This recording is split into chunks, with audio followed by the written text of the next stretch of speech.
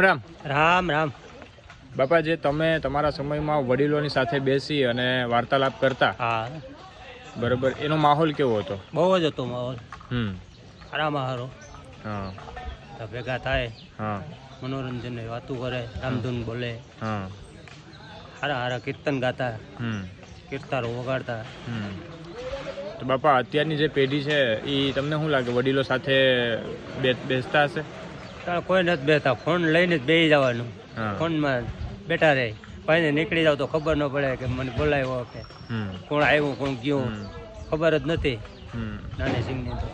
બાપા, જે તમે બેસતા તમારા બાપા સાથે અને જે એ જાણવા મળતી વસ્તુ એ અત્યારે મોબાઈલમાં મળી શકે? ના ના, એ કહું મળે. હા. એટલે તો ભાવ પ્રેમ કેટલો બાપો આપણે દેતા, હા. એ તો આ મળવાનો નથી. નહીં. ફોનમાં તો મળવાનો જ નથી. પેલા જે બાપ દીકરા વચ્ચે જે પ્રેમનો માહોલ હતો એ અત્યારે નથી જોવા મળતો. નથી જોવા મળતો. રામ રામ. હા.